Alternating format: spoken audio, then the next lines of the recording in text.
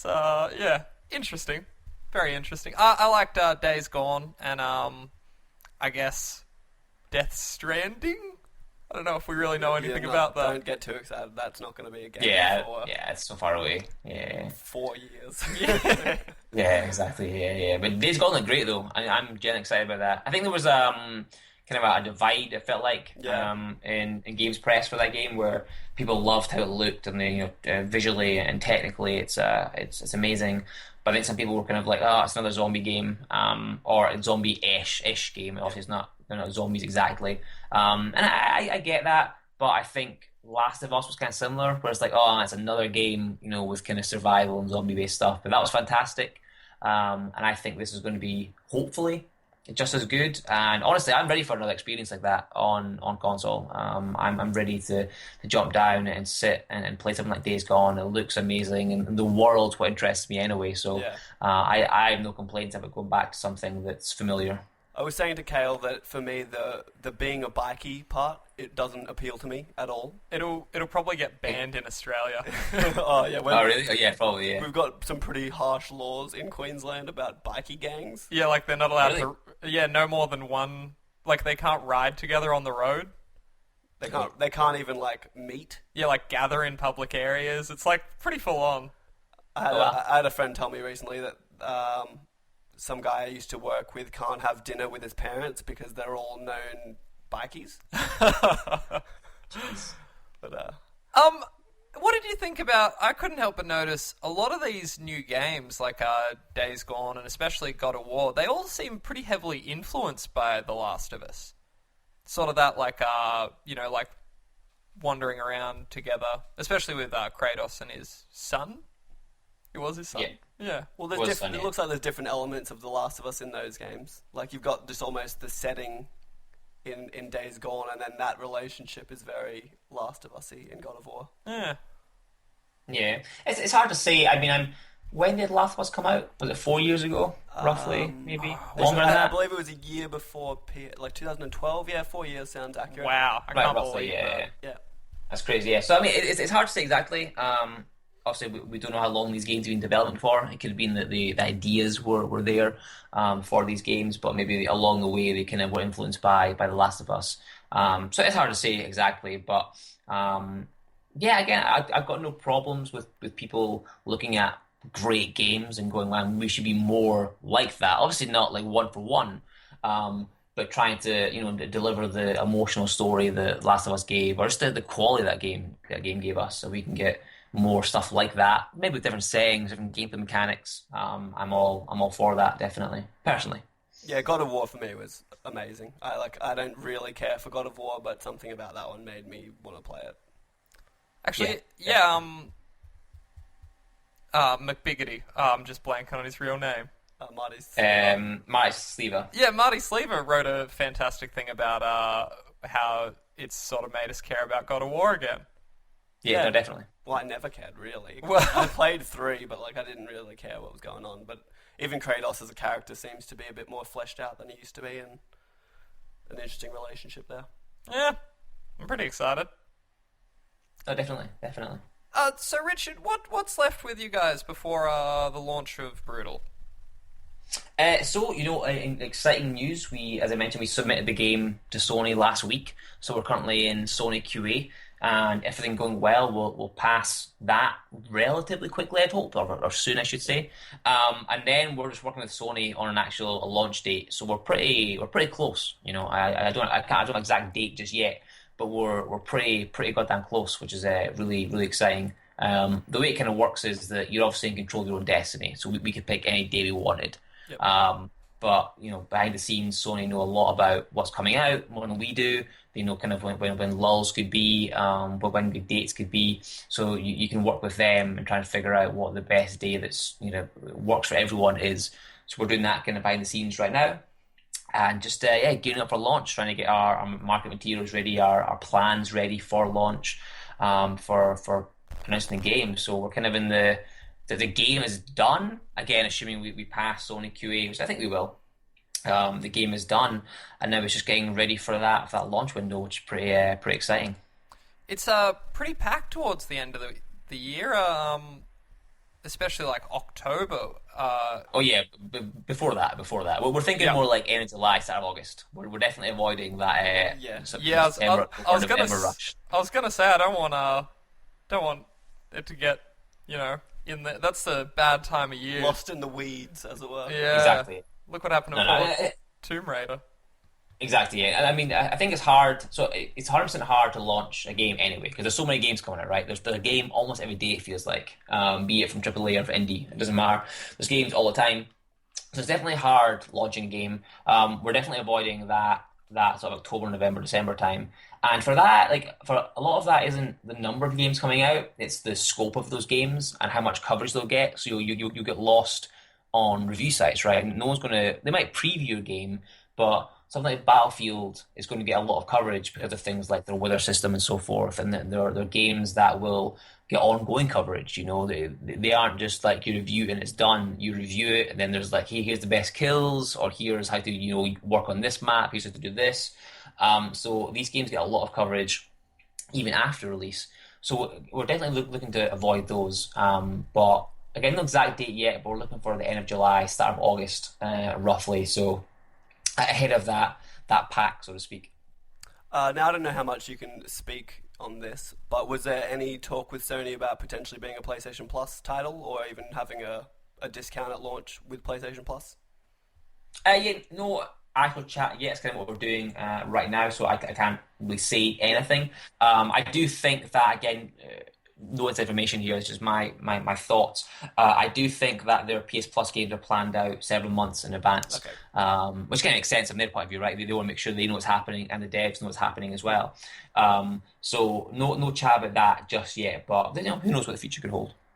Speaking of the future, what's next for you? Do you? A giant glass of sangria. A jug, even, I believe. Yeah, exactly. Yeah. So no, so I mean we're launching on PS4 first, as I mentioned in the past, and then down the line we're doing a PC version, so a few months later. So we're just finishing the PC version now, all the sort of Steam integration. So that's what the team are focused on at the moment. And then on my side, also I'm focused on the launch of the game, making sure we're ready for that point. And after that, who knows, truthfully. And I don't mean that in like a negative way. I just mean that in we decided early on, again, Frank, the owner of the company, decided early on that we wouldn't focus on what's next until this game was done, because I think you can get distracted by the next thing. Yep. If you work on a game for a year, 2 years, whatever it is you work on it, near the end of the game, you're excited to finish it and get it out there, and you want that to be the final push versus trying to finish, but also think of, but this thing's next, and kind of get distracted a little bit. So we decided quite early on that we weren't going to think about too much about what the next game was, the next project was. It was more about, let's get this finished, make sure this is as good as it can be, because you're going to launch once, right? So you need to make sure it's fantastic. So now we're done with that. I say we're just finishing the PC version now, and then we'll begin to think about the next project or projects. Yeah, just on that, I think I asked you the same question last time you were on, but have you talked about DLC at all? No, we've not at all. It's part of the same sort of deal, I guess. Yeah, exactly. Yeah, I mean, it's tough. I think if we were a bigger team, we might have done that. I mean, there's 10 of us, so that's 4 programmers, sorry, an artist and some QA and stuff like that. So we're definitely a smaller team, and if we're bigger, we may have thought about that earlier. But just resource-wise, it wasn't possible, and it actually would have made the game worse if we'd done that. We thought about that earlier on, so it was just something we ignored. But total tangent a little bit here. When I was on last time, spoke about trophies and so forth, and I can't know if we did this on the show or we did this on Twitter, because we chat quite a lot. I believe it was on Twitter. I was going to coyly ask about this. All right, No, okay. we broached the subject last time you were on the show, but then we talked secretly behind closed doors on Twitter. Is that what it was? Okay. I can't remember. So we spoke about trophies and so forth, and when we spoke, I guess on Twitter then, we didn't have a platinum at that time. And to chat to you guys and sort of just thinking about it, and listening to other shows, we kind of realised how important a platinum was. And we're like, okay, we're gonna ask. The worst they could say is no. So we asked for one. And we're like, yeah, of course, yeah, definitely. You guys should have a platinum anyway. We're like, sweet. That's amazing. So, I know, it's great. Yeah. So we will have a platinum trophy at launch, which is really, really exciting. And I think This just feels good, you know. It feels nice to be able to get from a gamer point of view. I'm excited to get a platinum in my own game on my PS4, so Yeah. that's quite that's Now pretty my, exciting. now So, my one tip as a pro platinum player is make it difficult but attainable. Oh oh no, it yeah. definitely is. Oh no, definitely, yeah, it isn't crazy. It's not it's definitely attainable. Yeah, it's one of those trophies that you can rack up a bunch of the gold, silvers, and bronzes just by playing the game. Obviously, the platinum is for finishing. You get the last trophy for finishing the Yeah, of game, which course. is when you'll then get the platinum. But everything in between, there's nothing there. You go, man, I need to do this thing, in Yeah, this yeah. I've convoluted got to way. grind It's this all one through area. natural. Yep. Yeah, no, it's all through natural progression, and actually playing the game as you would expect to play it. So it shouldn't be the harder thing will be finishing the game, but again, that is definitely possible, 100% definitely doable. And then that'll be your final gold, I would imagine, that would unlock the platinum. So yeah, it's quite pretty exciting, pretty exciting. Awesome. Well, we're looking forward to it for sure. Yeah, no, I'm definitely looking forward to getting that platinum. Yeah, it's gonna be good. It's gonna be, me too, me too. And like after the PC version, I imagine you guys will probably, and before DLC, you'll probably want to start on that Vita version as well. Ah, God. It's so hard, right? It's so hard because we would love to do it. It is purely a time and scope thing. It's so hard because we get a lot of on our YouTube videos or sort of shows like this. It's like so Vita, and you're just like, oh man, as a gamer myself, as someone who enjoys the Vita, I see where it's coming from, and I really do get it. I think it's just it's very hard as a small team to balance the Vita and the PS4. I mean, you just think about them, for a second. You think you got Vita in your left hand, PS4 in your right hand. They're so different, just from a hardware point of view, performance point of view, and it's just so difficult.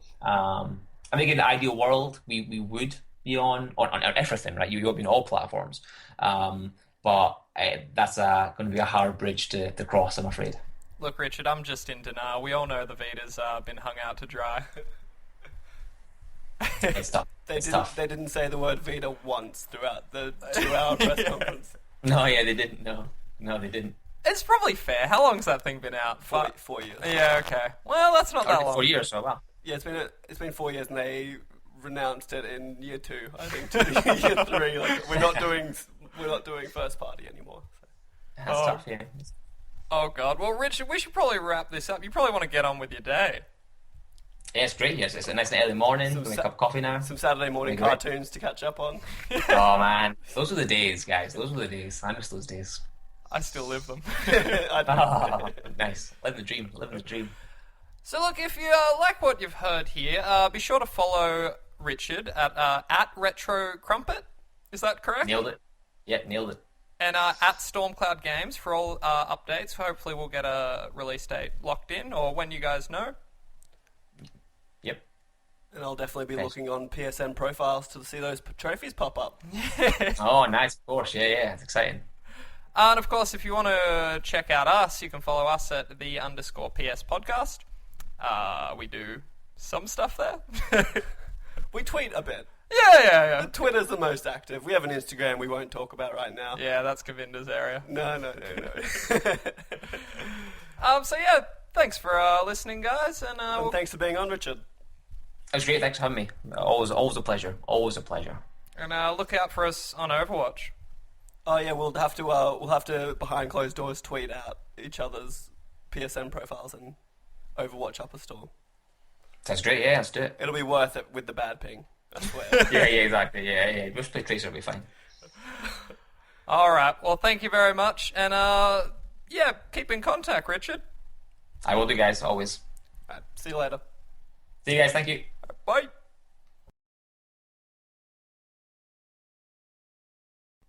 And we're back. And we're back. Okay, don't talk about the B word. Yeah, don't say it, guys. It's dangerous here. It's dangerous. You shouldn't do it. All right. I think we're okay. We just updated Skype. I think I need to do an update, and the internet is reset. So hopefully, all things will go well. Nice. Be fine. As long as you guys try and claim no independence, you'll be fine. We'll never get rid of the Queen.